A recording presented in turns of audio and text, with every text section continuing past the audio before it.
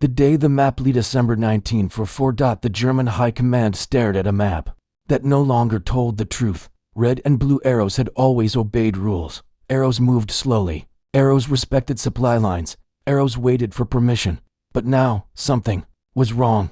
Entire German formations were disappearing between morning briefings and evening reports. Towns marked secure at dawn were under American control by nightfall. Prisoner counts didn't match intelligence estimates. They were too high, far too high. And every report carried the same signature. Third Army. George S. Patton Jr., Hitler, did not speak at first when the numbers were read aloud. He leaned forward, gripping the edge of the table, eyes fixed not on the officers but on the map itself. Because maps weren't supposed to do this. Patton's war was already moving while Berlin debated symbols and slogans. Patton had abandoned ceremony entirely. He slept in short bursts.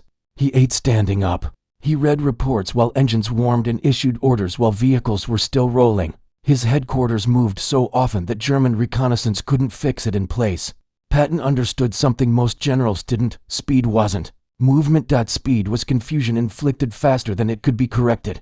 And confusion was lethal. A captured diary. No one expected story truly began not with Patton, but with a German major, whose name history forgot. Captured near Nancy. The officer carried a leather-bound diary wrapped carefully in oilcloth.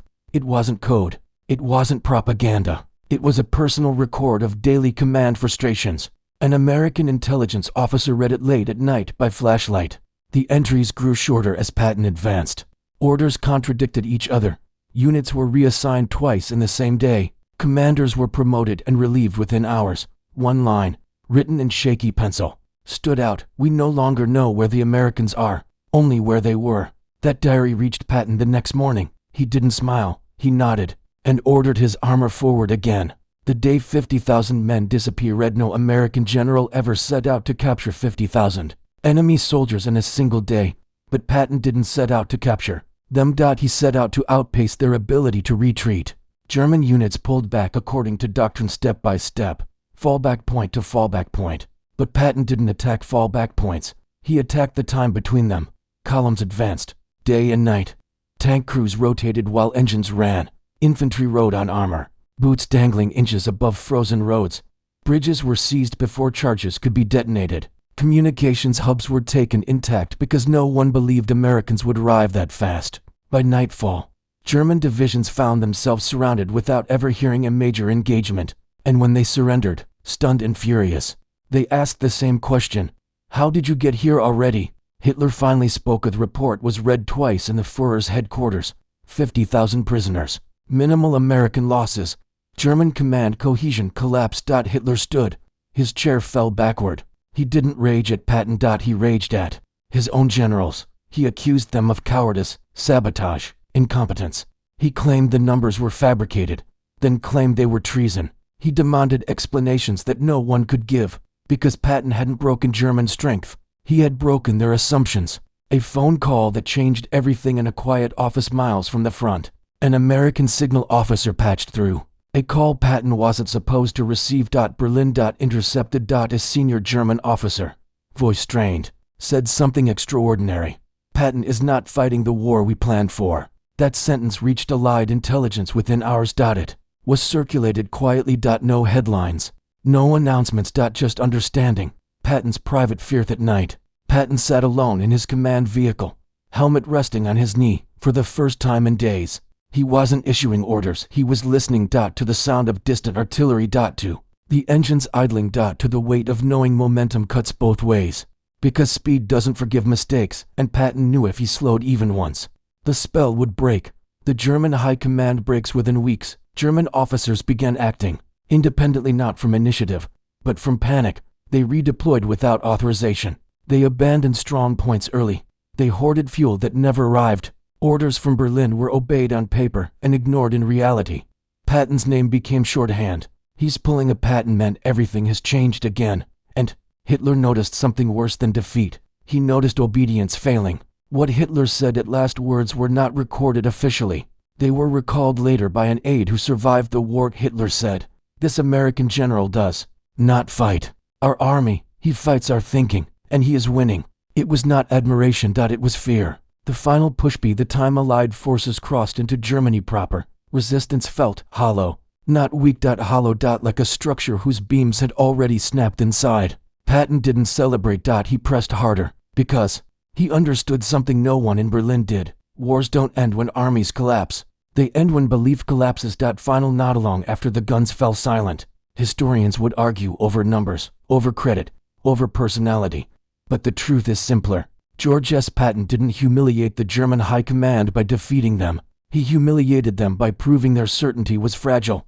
And once certainty, even the most powerful command structure becomes nothing more than noise. The war after the where. If you're still here, understand this now. The most dangerous phase of George S. Patton's story did not unfold while Hitler was alive. It began after Hitler was gone. The surrender of Germany in May 1945 did not bring Patton peace. It stripped him of the one environment where his instincts made sense. For Patton, war had been clarity. Victory and defeat were visible. Movement mattered. After victory, everything blurred.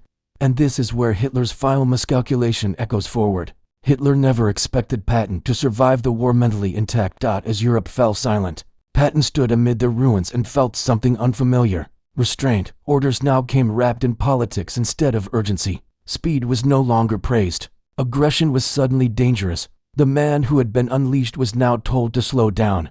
Patton struggled immediately, while other generals transitioned smoothly into occupation roles. Patton spoke as if the war had merely paused. He toured devastated cities and saw patterns others ignored. Railways destroyed, populations displaced, power vacuums forming. He believed instability was not over. It was changing shape. Patton began saying out loud what many only thought privately. He warned that the Soviet Union was not an ally of the future. He believed the Red Army's position in Eastern Europe would harden into something immovable. He argued that momentum, once lost, could never be reclaimed without blood. This terrified the people now in charge. Hitler never expected Patton to become inconvenient to his own side. Patton's language was blunt, unfiltered, dangerous in peacetime. He compared former Nazi administrators to ordinary Germans trying to survive, insisting that purges would collapse governance. His statements were seized upon, stripped of context, and amplified. To the public, Patton sounded reckless. To policymakers, he sounded uncontrollable. Behind closed doors, decisions were made. Patton was reassigned, his authority reduced, his movements watched again, this time by his own government.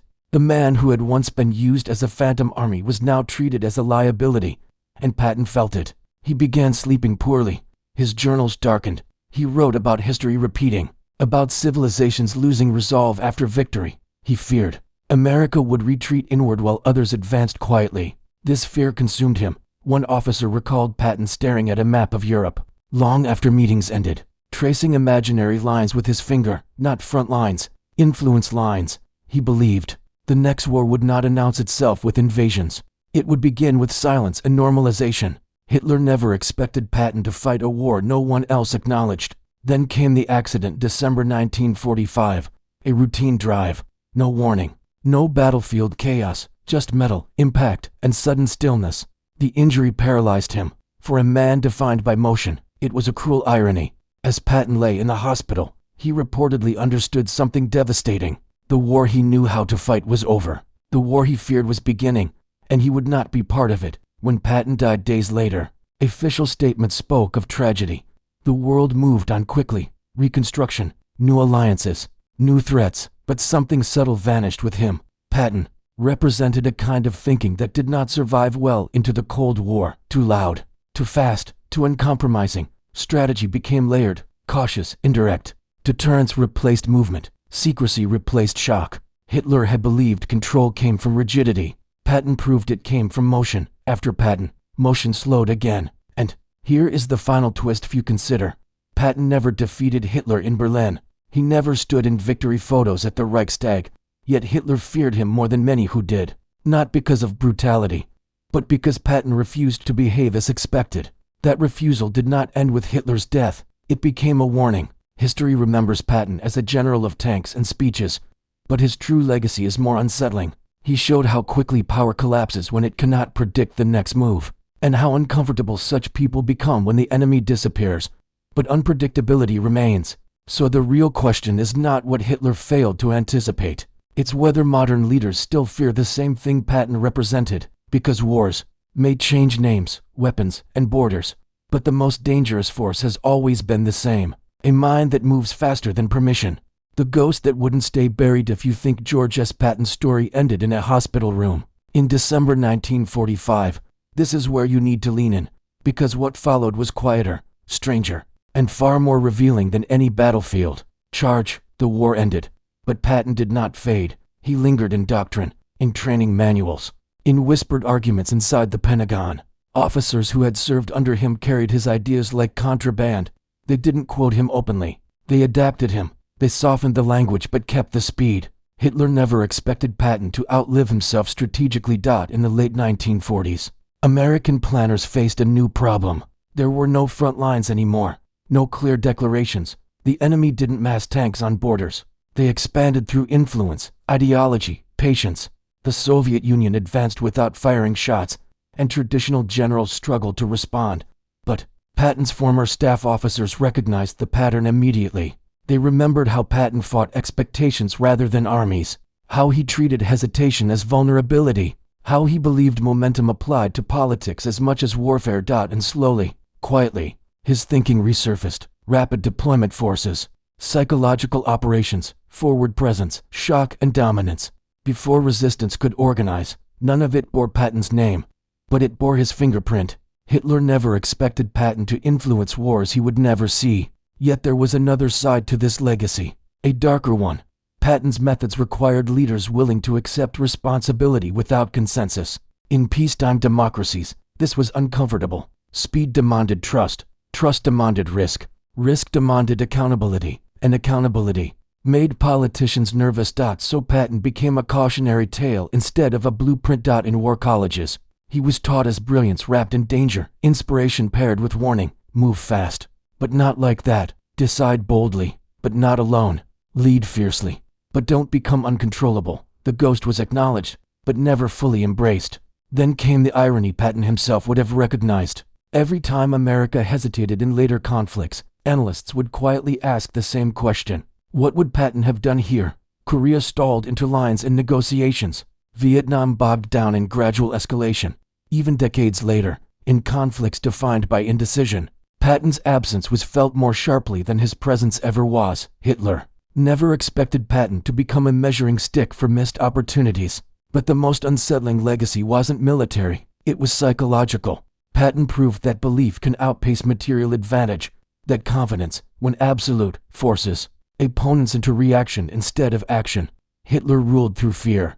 Patton fought through certainty. One demanded obedience, the other demanded movement. When fear meets momentum, fear usually loses, and that idea frightened people long after Hitler was gone.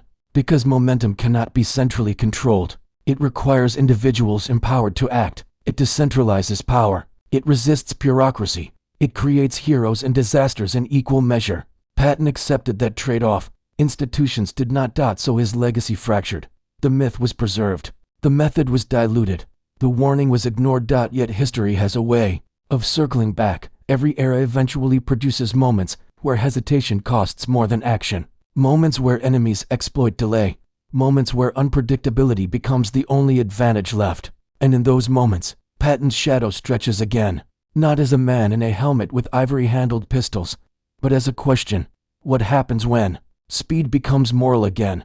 What happens when leaders decide that waiting is the greater crime? What happens when permission arrives too late? Hitler never expected Patton to force those questions into the future. And perhaps that is why Patton still unsettles us. Because he reminds us that wars are not only won by strength or numbers, or technology. They are won by those willing to move before certainty arrives. And that truth is far more dangerous than any army.